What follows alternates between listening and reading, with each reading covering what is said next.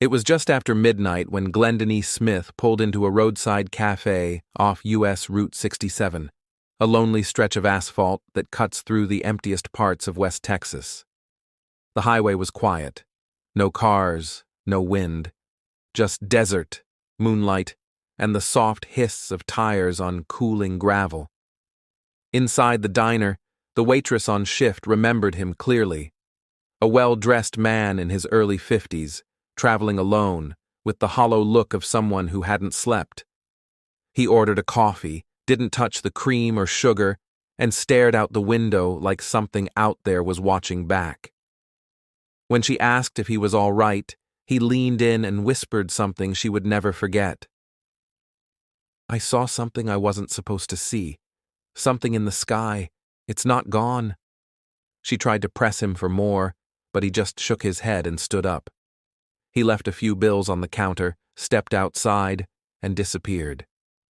Glendon Edward Smith was a traveling salesman out of Dallas.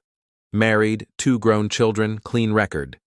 He was expected in Odessa the next morning for a scheduled client meeting. He never showed. When his wife couldn't reach him by evening, she called the police. They traced his last known location to the diner near Alpine. Just west of town, they found his car, a white '66 Pontiac Catalina, pulled off onto a dirt turnout. The driver's side door was unlocked. His wallet, ID, watch, and suitcase were still inside.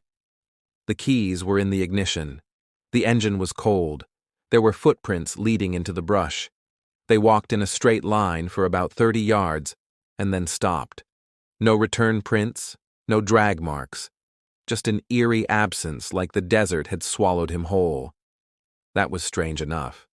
But what came next deepened the mystery. In the following weeks, local authorities received scattered reports from drivers on Route 67. One trucker swore he'd seen a white flash arc across the sky near the time Glendon vanished, followed by a low mechanical hum that rattled his cab for almost 30 seconds. Another motorist described a glowing object hovering silently over the highway a few nights earlier, in roughly the same area. Law enforcement dismissed the accounts as unrelated, but they couldn't offer any better explanation. The official report listed him as a missing person. Foul play couldn't be ruled out, but there was no evidence to support it. No blood, no struggle, no sightings. It was like he stepped out of time. 6 months later, a hiker in the Davis Mountains stumbled across a strange find. Beneath a scrubby mesquite tree sat a neatly folded blazer, half covered in red dust. Inside the breast pocket was a faded business card with Glendon E. Smith's name and office number. The jacket was in good condition, no rips, no bloodstains, no sign of weather damage. But the spot where it was found was over 70 miles from the location of his abandoned car, deep in terrain few people ever wandered through. The area was searched again. Nothing else turned up. In the years that followed, theories multiplied. Some believed he had a breakdown and wandered into the desert.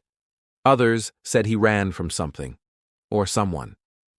A few pointed to the sky, connecting his last words with other strange disappearances along remote stretches of West Texas road.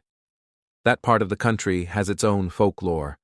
Lights that move against the wind, shadows that follow cars, aircraft that never make a sound. But nothing ever brought Glendon home. His family held a memorial service 10 years after he vanished, though they never declared him legally dead. Today, the cafe is long gone, just a cracked slab of concrete where the building used to stand. Locals say that on some nights, if you park there with your lights off, you'll hear the faint creak of a door opening, and footsteps on gravel that never arrive. But of Glendon Smith, there was never another trace. Thank you for listening to The Lantern's Tale. If you enjoyed this true story, join us next time, if you dare.